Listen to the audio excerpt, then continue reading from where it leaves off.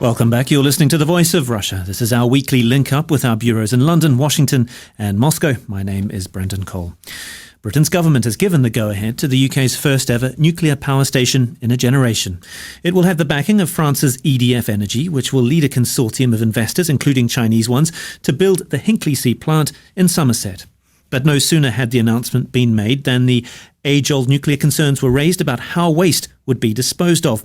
Environmental groups pointed out that the UK loses 8 times more energy through inefficiencies than all that is produced by nuclear power stations, and that this should be the focus of Britain's energy policies.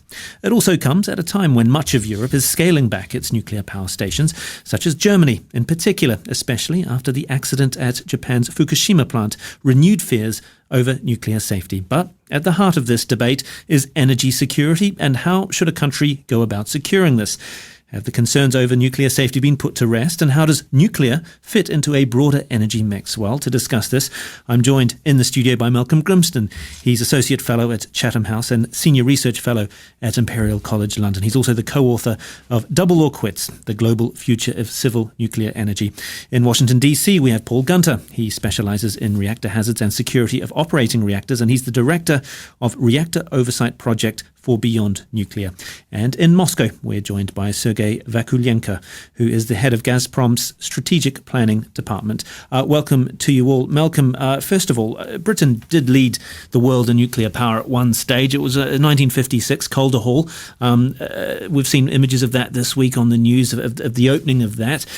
Times have changed, and now we have a nuclear power plant to be built by the Chinese, by Chinese money, by French expertise. I mean, is this humiliating for Britain, do you think? No, I don't think so. I mean, I think there were 3 reasons why Britain's early lead in the technology wasn't maintained. First was we stuck to a very British technology. We stuck to what's called gas-cooled reactors while the rest of the world was following water-cooled. So we really cut ourselves off from the nuclear mainstream in the 1970s. As a result, those plants were unique to Britain. If they went wrong, it was pretty much unique to that plant, needed a unique solution. We never got economies of scale. And so that program wasn't very successful economically. Secondly, we discovered vast amounts of North Sea oil and gas just as that program was moving forward. And suddenly we became a net energy exporter against all the expectations. And then thirdly, we liberalised our power markets. We introduced competition into power. Nuclear power stations are extremely expensive to build. They're fairly cheap to run once you've got them. But compared to, say, gas turbines, which are very cheap to build, although quite expensive to run, in a market, people don't like spending an awful lot of money at the front and risking that they're not going to get it back over 30 or 40 years. So for the last 15, 20 years, we've really just been building gas-fired stations. And but that no longer looks like quite as sound an issue. We're running out of our own North Sea gas. We're desperate need to build power stations of some sort, and we want to cut greenhouse gas emissions. So I think that's led to a reappraisal of the role of nuclear. Sergei Vakulenko in Moscow. From what Malcolm was saying there, Britain would like to be less reliant on gas, and this affects your company, Gazprom, doesn't it? I mean, how does Gazprom in particular feel about that? Do they see what would their reaction be to a reliance less on gas and more towards nuclear energy? Right. Brendan, I have to say that I work for Gazprom Neft, which is petroleum arm of Gazprom. Okay, Gazprom Neft, yes. Right, and oil is a slightly different commodity, and yes, we have our slate of concerns about Tesla and lithium-powered cars and things like this, but I can only discuss what Gazprom thinks as an observer from the sidelines. On the other hand, with all the discussions about Europe trying to cut its dependence on hydrocarbon fuels and like, I think there's a rather firm understanding that gas would be a base load fundamental of European energy supply for a long time to come. And when it comes to cutting greenhouse gas emissions, the first thing that should be cut off is coal and not gas. So I would say that Gazprom might be rather comfortable when it comes to security of demand. Paul Gunter in Washington, D.C., you're Director of Reactor Oversight Project for Beyond Nuclear. What do you make of the safety concerns that have been expressed? They come up, they're age-old nuclear concerns, and certainly Europe has seen a scaling back of nuclear energy reliance. What do you think of Britain's move? Is it doing the right thing? Well, I think that our concern is that the UK and the strike prices that have been negotiated here make British ratepayers indentured energy servants, and the cost of nuclear is exorbitantly expensive in terms of not only just construction, but the idea that there are a host of hidden costs with nuclear that will eventually be saddled either by current ratepayers or generations who will not receive 1 watt of electricity, but all of the liability from the nuclear waste. You can't find a chief executive officer in the United States in any of the energy corporate boardrooms that is willing to risk their own money in constructing new nuclear power plants in the United States. They require either full support of the U.S. taxpayer or the backing of the financing of the construction by the ratepayer in advance of a single watt of electricity. So the cost of nuclear power clearly has taken it out of the mix here for new generation, and we're seeing a record number of old nuclear power plants closing because the utilities are finding it exorbitantly expensive to maintain this aging and deteriorating industry.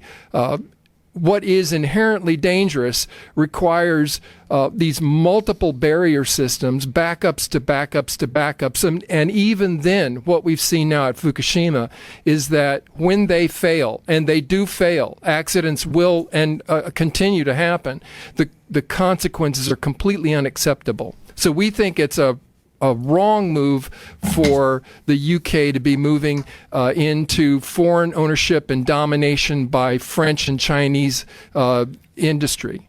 Malcolm Grimson, I suppose that is the concern, and that, as you mentioned in your opening remarks, that it's very expensive to build these things, relatively cheap to run them, but a price tag of £16 billion for something that won't be online until 2023 doesn't, to some people's minds, represent a very good strategic plan.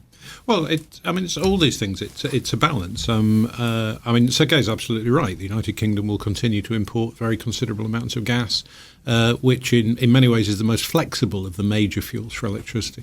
Because electricity is such a difficult stuff, you can't store it in significant amounts. So balancing supply and demand in real time is a real issue. What we're seeing, and we're learning from Germany, is that you can have a certain amount of renewables on the system, but then it gets very, very difficult and very expensive to manage it. The cost of the new wires you need to put in, the effect that it has on other generators, which means you've got to compensate them if you want them to be available for when the wind stops, really is putting renewables up at probably 2 or 3 times the total cost of nuclear power over their lifetimes when you take all of those effects into account.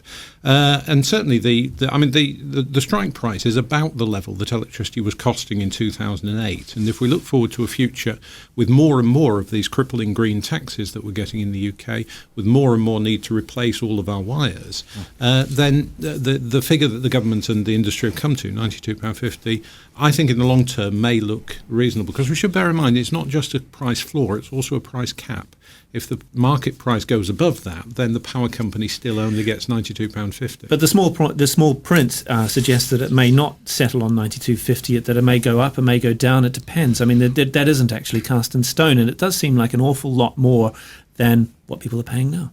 Well, they've got 2 mechanisms that could bring it down. Firstly, if we then build another nuclear plant, Sizewell C, that will take £3 off the strike price. And if the construction project goes better than expected, that will also reduce the strike price. But if the construction project goes worse, it won't go up. There is a measure in 15 years and in 25 years to look at it again to see if anything unexpected has happened. But the idea is that £92.50 should not be exceeded unless some very peculiar circumstances occur, and particularly particularly not if they fail on the construction program. Because the one thing the industry has not been good at in Western Europe and indeed in the United States has been on building plants to time and cost. China is extremely good at that. South Korea is very good at that. A number of the countries of the Asia Pacific do build stations to time and cost. We don't seem to have had that art as yet. And it's very important that the taxpayer and the consumer don't bear that risk. That risk ought to be with the companies that are building it. Sergei Vakulenko, I mean, what do you think about this energy mix that Britain is focusing on? I mean, in terms of this particular nuclear power plant, it would supply something like, I think, 10% of Britain's energy needs, but it still obviously needs gas.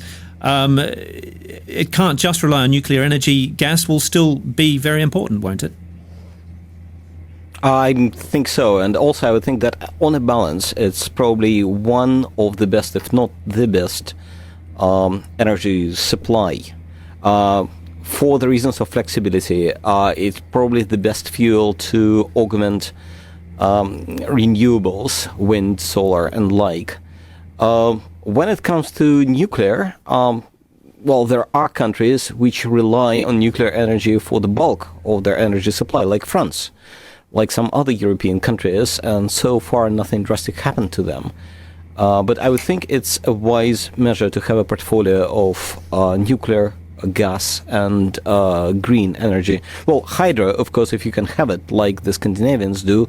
Well, Britain is not blessed with much of hydropower, unfortunately.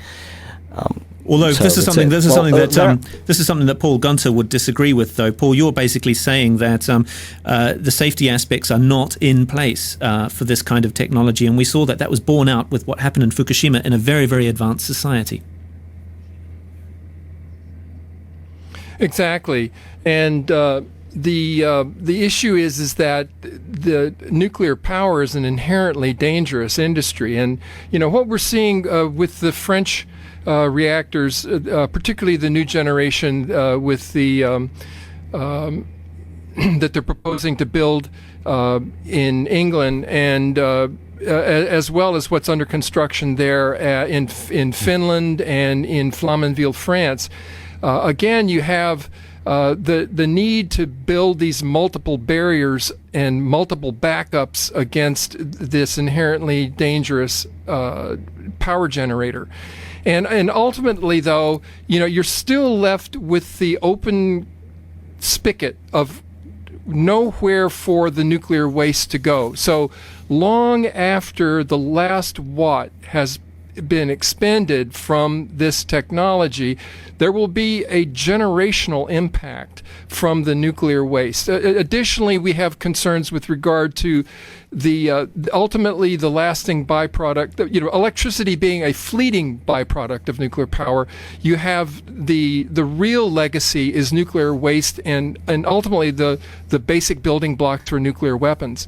So it's really a dead-end future for nuclear power, but clearly here in the United States, what's being reflected is that even the utilities are recognizing that the financial risks associated with one bad day, as we have seen multiple times now with nuclear power, is an increasing unacceptable risk for the chief financial officers of these utilities, and a shift now towards the largest deployment of electricity now in the United States is really wind power, and we're seeing this as an investment attractive power generator, where we've got the Google Corporation now is investing billions of dollars in offshore high voltage DC direct current lines to interconnect